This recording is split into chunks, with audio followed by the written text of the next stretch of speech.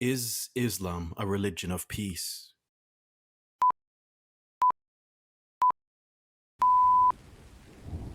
It was the summer of 2023, a season I'll never forget. Months of research left me questioning whether Islam was truly a peaceful religion.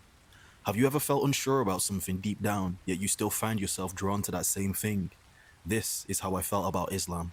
With everything I'd seen and heard about the religion, stories in the media, debates online, and even comments from people close to me, I didn't know what to believe. I grew up hearing things that painted Islam with brushes of violence and superstitious beliefs. Could it really be a religion of peace?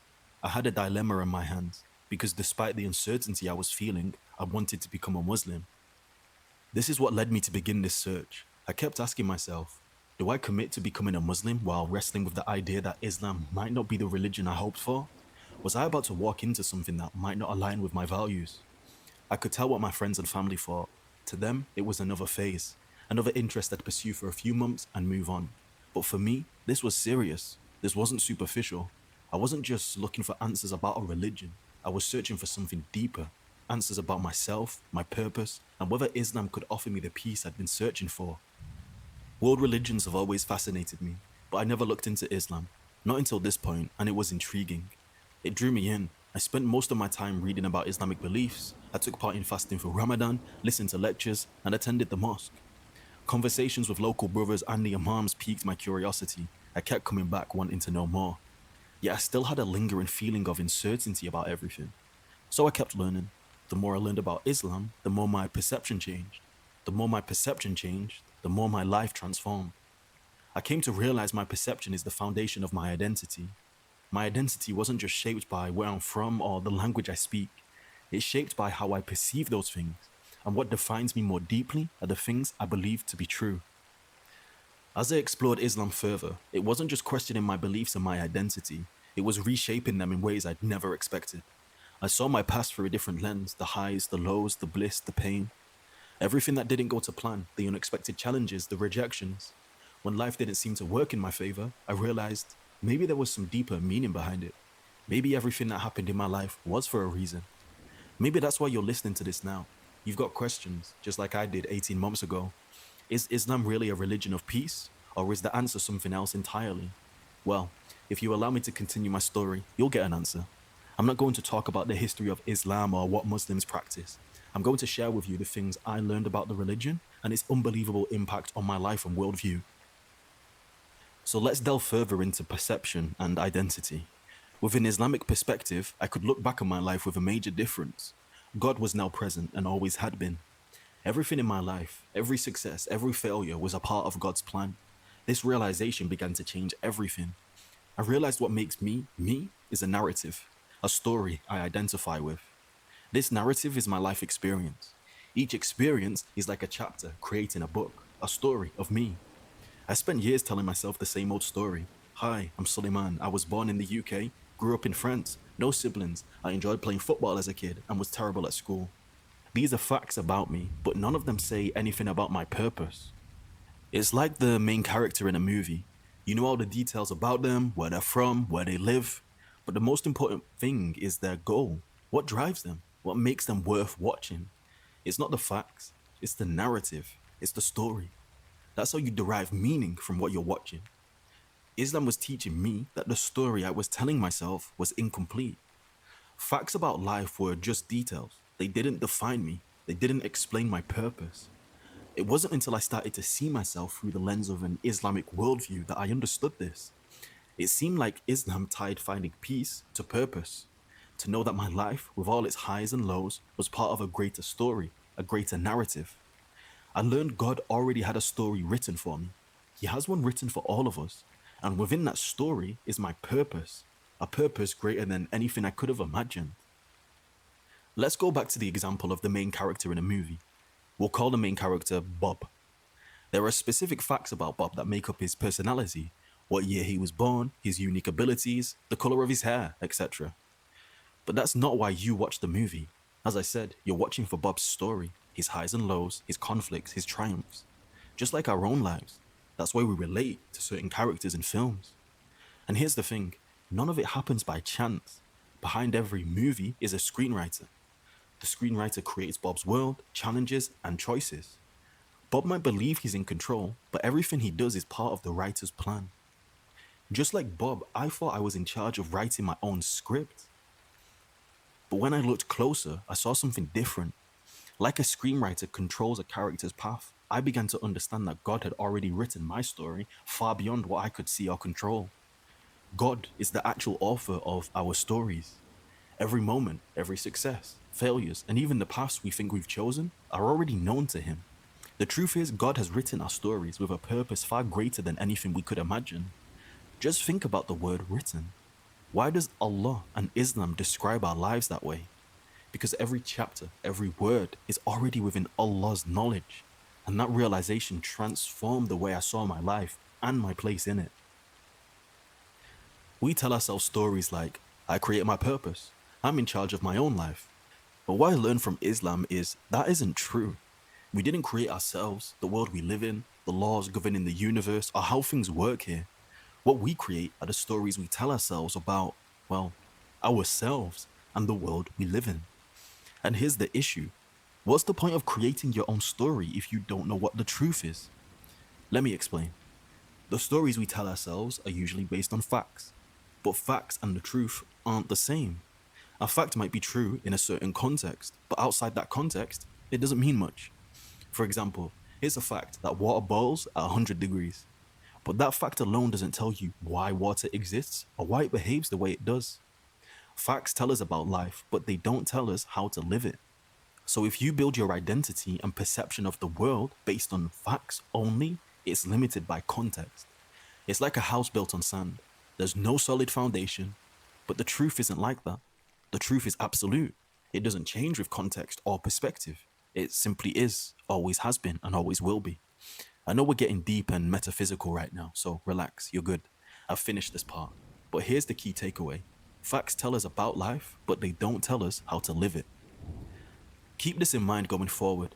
It's central to understanding how I approach the question of whether Islam is truly a religion of peace. So, this realization helped me see that the story I'd been telling myself wasn't grounded in truth. I understood that it wasn't about knowing the facts of life anymore. It was about understanding the ultimate truth that peace doesn't come from making our own way, but from surrendering to the path already laid out for us by God.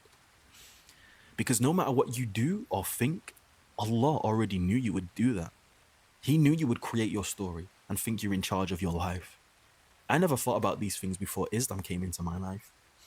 And I started to look at the world around me differently. It was no longer about me and my desires. It was no longer about me and my feelings. It was about something beyond me, something greater than me. It's no longer about my narrative and perspective on the world. It's about me and what Allah has revealed to us about His creation, which we are a part of. Once I understood this, it became clear. Allah created me. I didn't create myself. That is the ultimate narrative. That is the truth. This realization was huge. It's no longer about being in control of everything in my life. Allah is the one in control.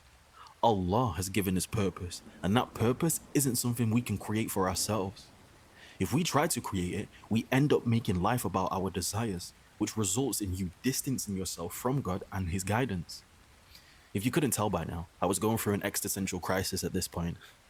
I'm joking. What I was going through was a gradual metaphysical, introspective, and intellectual shift. I was going through a shift in my identity and perception. What I was learning about Allah, His religion, and His prophets from the sheikhs, imams, and brothers of knowledge was a serious pursuit. The result? My life went through a serious change. I have a Christian background, but it didn't serve me much. I grew up going to church, but I was free to believe what I wanted. So I spent my life living a narrative provided to me by modern society.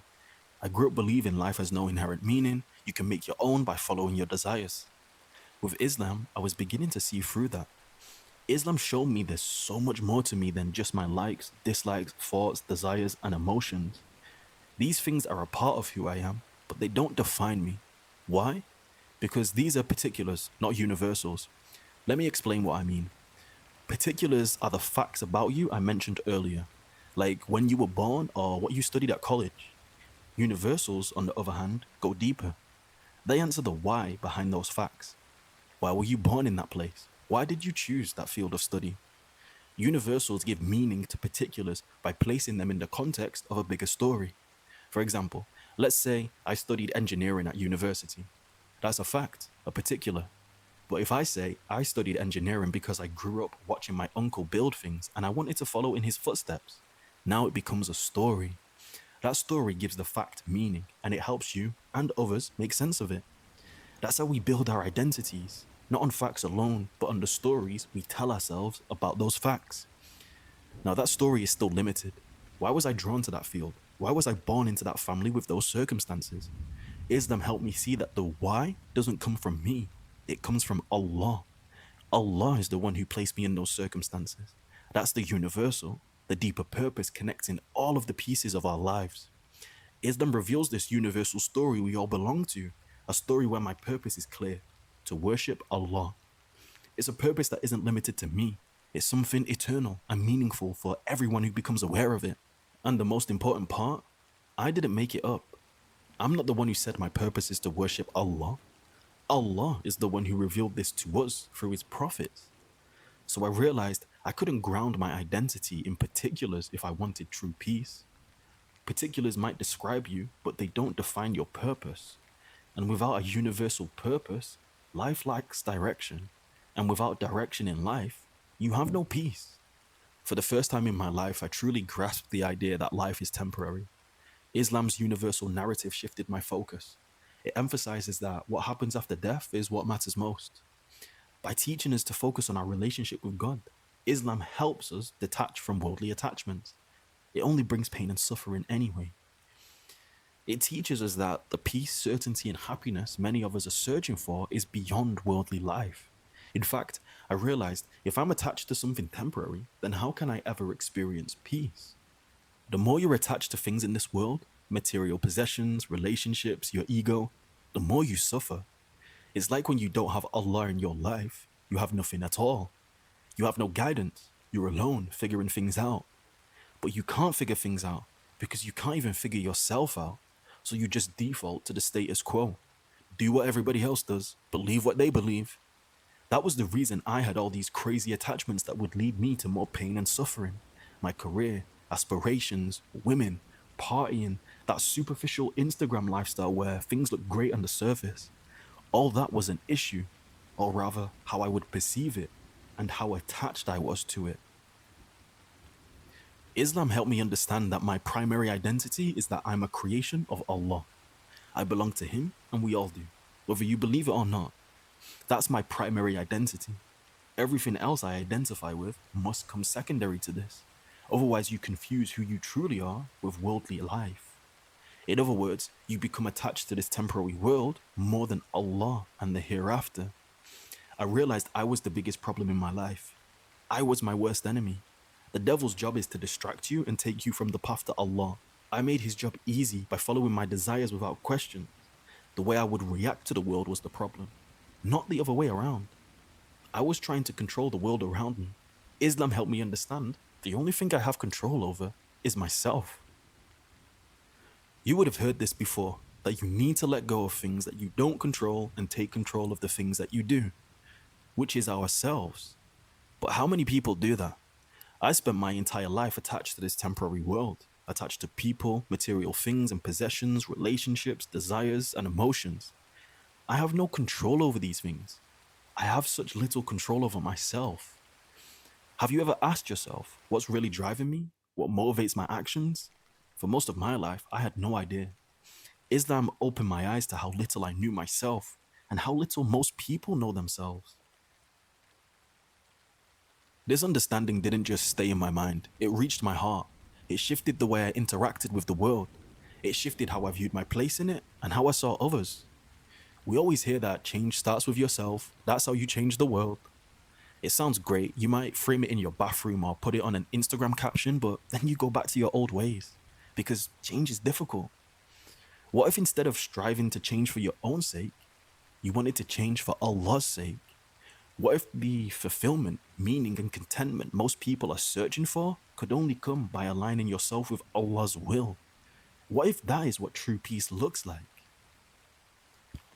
That's when I realized we often think peace comes from changing the world around us, fixing society, solving problems, or chasing after external goals. But true peace doesn't start there. It starts with you.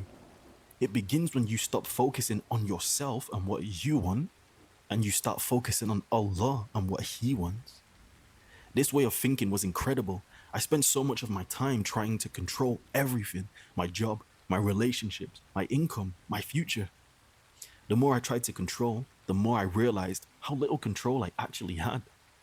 And when I started attaching my self worth to external factors like my job, possessions, or status, losing any of them left me feeling empty. These things were never truly in my hands. So, how is that a peaceful way to live?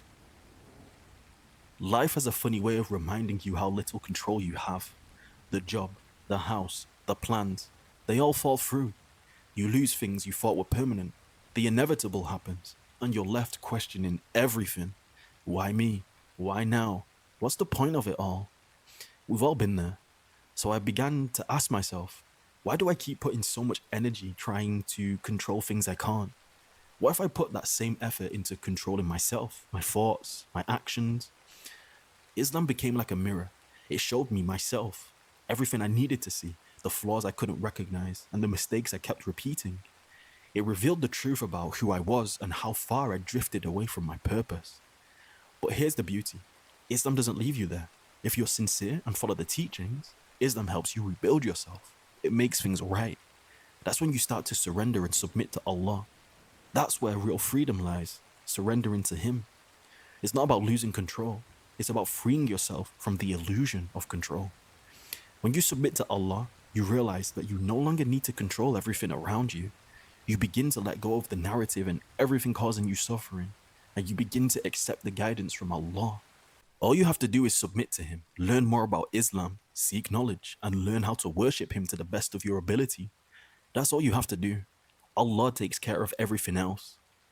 We all have family problems, financial problems, work problems, health problems. I've been struggling with these things for years. But Islam removes them from your life, just like that. No more problems. I'm joking. I'm not trying to romanticize things here. Problems will always exist. But when you view things through the lens of Islam, they don't affect you in the same way. You're no longer wandering around with no purpose, meaning, or fulfillment. Without purpose, mental health struggles overwhelm you. The lack of direction is the real issue. It keeps you stuck in your own head, caught up in emotions and confusion. Without purpose, you're vulnerable. You're easily swept away by any ideology that fits your narrative. It's like the saying, stand for nothing, fall for anything. You follow this desire, then that desire. You follow this feeling, then that feeling. Happiness is something we all seek. When you ask people about their goals, they often say they want happiness, fulfillment, and some kind of peace. But Islam showed me that true peace doesn't come from chasing desires. It comes from gaining control over them and yourself. I could see how my attachments were causing more pain than necessary. I come from a place where the most meaningful relationships in your life can disappear in a heartbeat. My dad left when I was 3. Our family adopted me at 15, and that was the last time I saw my mum. I learned people come and go. The most important things can disappear. Islam helped me understand that nothing in this temporary world should be put above Allah. Your relationships, your career, your possessions, they will come and go. It doesn't mean they're unimportant, but they're not the ultimate focus. And despite that, you need to give it your best. Don't give up. Like with your relationships, they can be a blessing, so treat them that way. But remember, you don't own these relationships. Allah has ultimate authority here, not you. So don't try to own these things or delude yourself into thinking they last forever, because they don't. Many of us suffer because we fail to recognize this. At least I did. You have to let go and stop making this life about you all the time. Forget that narrative you built for yourself for just 5 minutes. That's how you begin to find peace. Peace never comes from anything you achieve.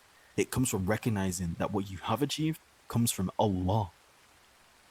Quran chapter 18 verse 45, quote, "And present to them the example of the life of this world. It is like the rain which we send down from the sky, and the vegetation of the earth mingles with it. Then it becomes dry remnants, scattered by the winds. And Allah is ever, over all things, perfect in ability." End quote.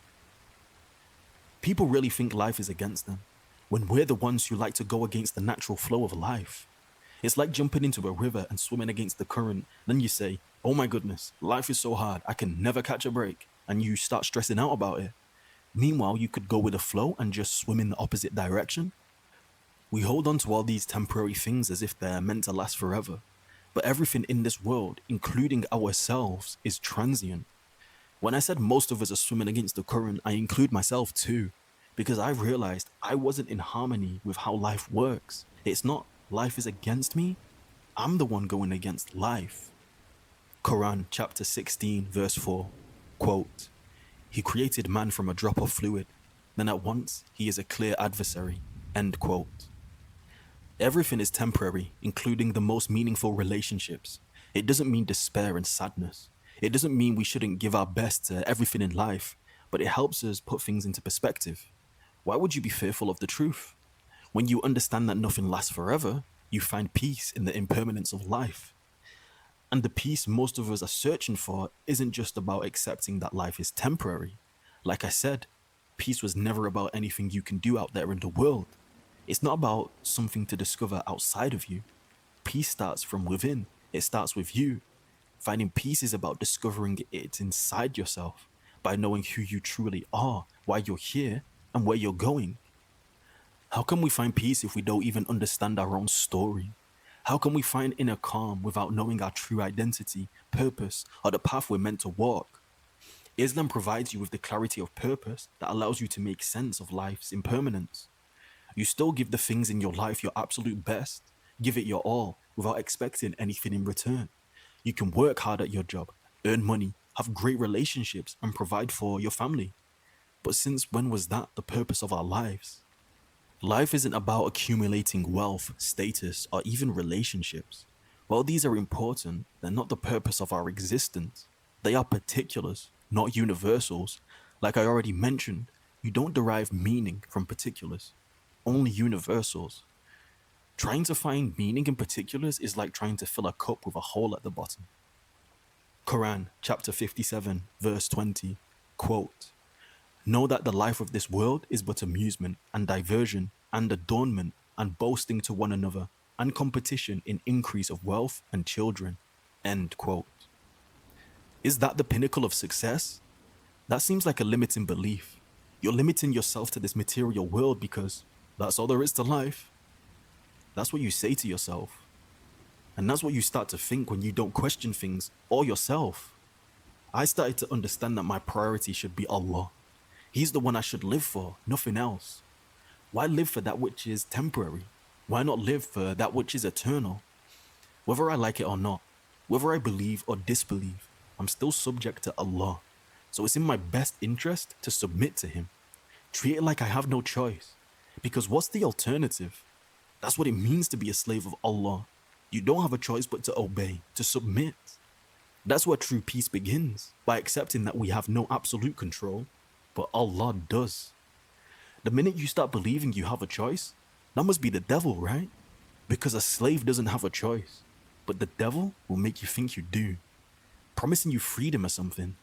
But the real freedom is when you submit to Allah, not to this world. If you choose this temporary world over the eternal hereafter, you're not gaining freedom, you're losing. And don't get me wrong, you do have a real choice in all this. But if you believe in Allah and you're a Muslim, it seems to me that it's best to treat it like you don't. So there are steps to take. What to do, what not to do. What's best for you, what's not. What comes first, what comes next about our families, our careers, our goals, whatever. There are instructions to this life. Islam provides these steps, guidelines that will lead you to true success, that leads you to inner peace. And though life will still test you, at least you know where you came from, why you're here, and where you're going. You know your story, your purpose, which is what helps you get through the tests and challenges in life. What is a Muslim? The one who submits himself to the will of God. What does that mean? There's your will, and there's the will of God. You submit your will to His. You hand over your will to Him. What is your will? Your will is you. It's who you are.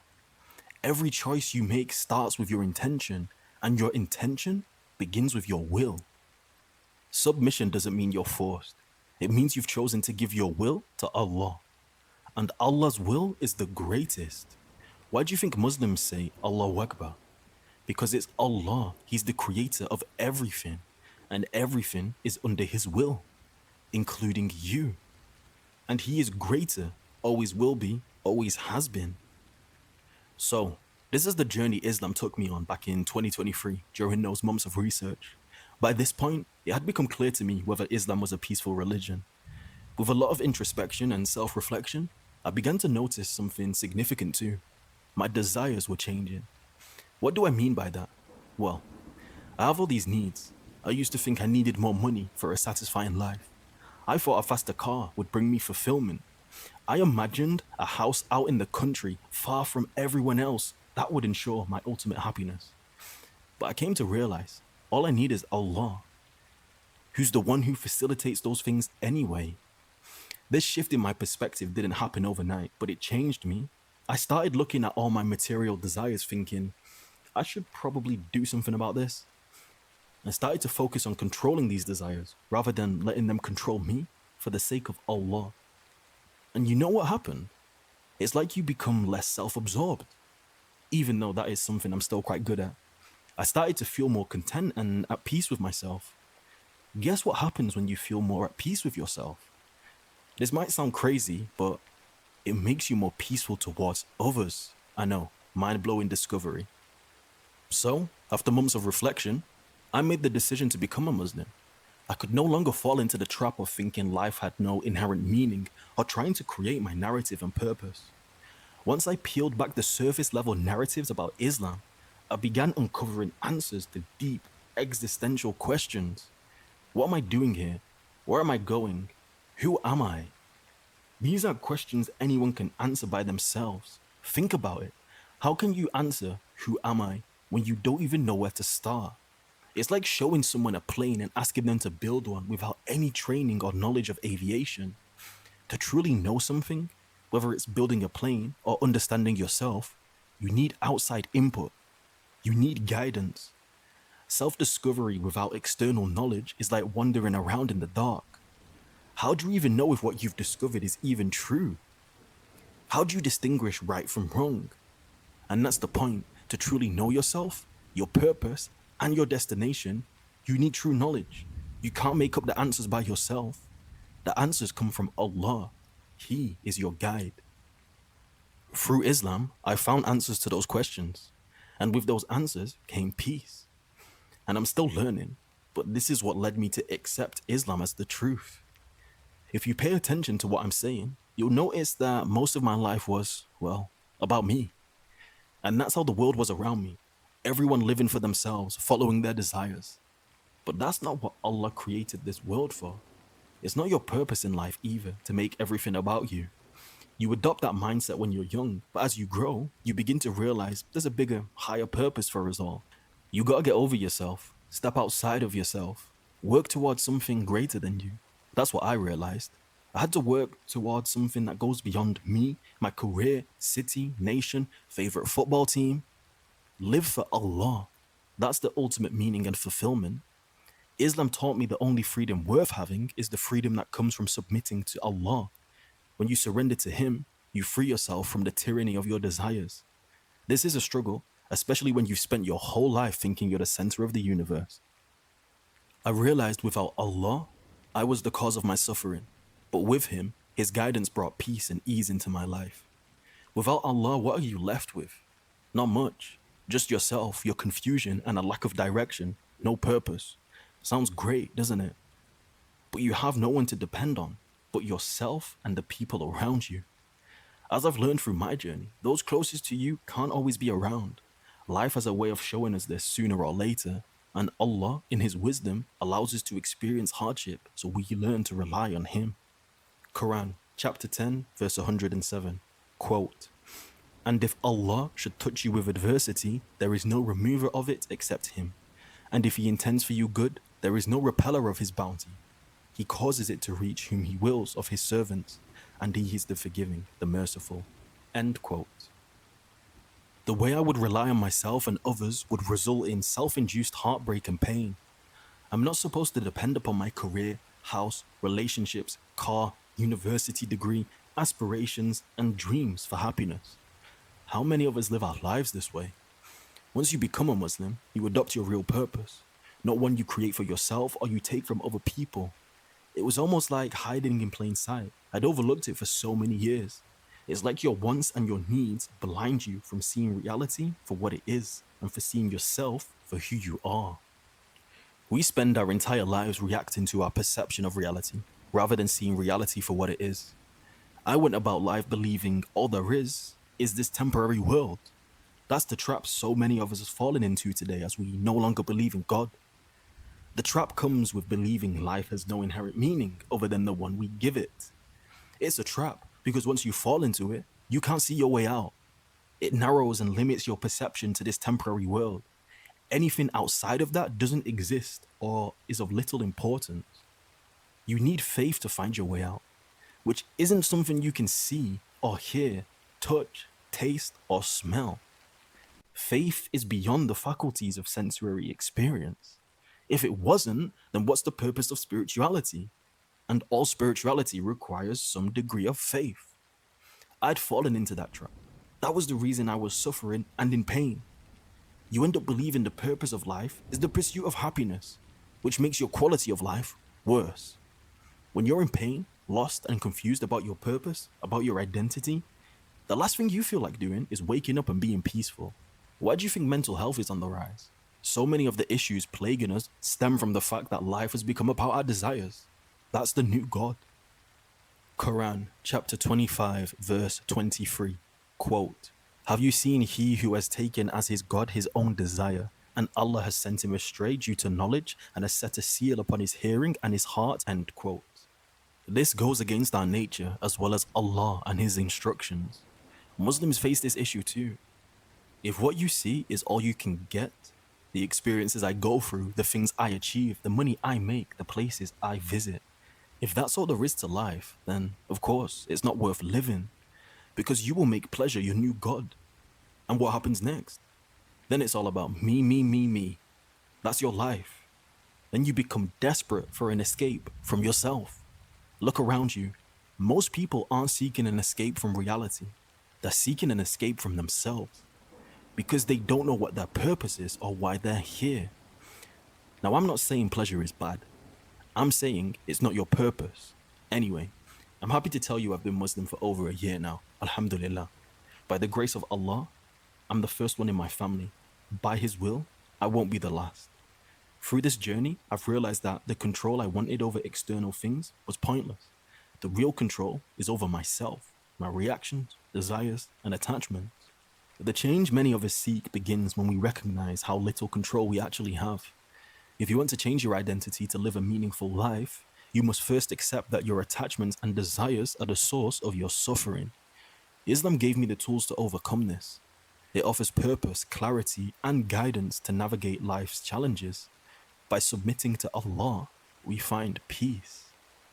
Quran, chapter 2, verse 214, quote, do not think that you will enter paradise while you have not yet experienced that which was experienced by those who passed on before you. They were touched by poverty and hardship and were shaken until the messenger and those who believed with him said, when will the help of Allah come? Unquestionably, the help of Allah is near. End quote. Life's trials are inevitable, but when we face them with the guidance of Allah, they don't define us. Instead, they refine us. Islam isn't just about submitting to a set of rules.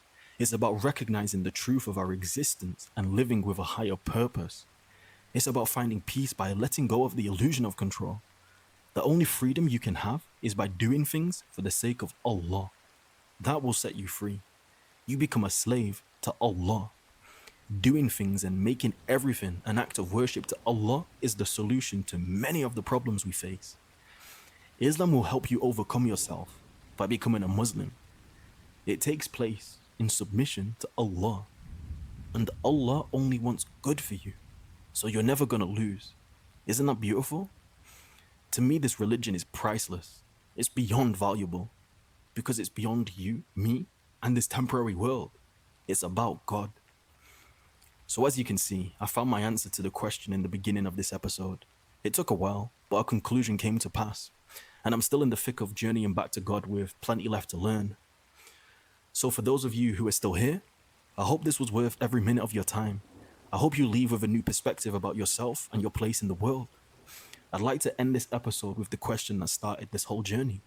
I'd like to end it by returning that question to you. Is Islam a religion of peace?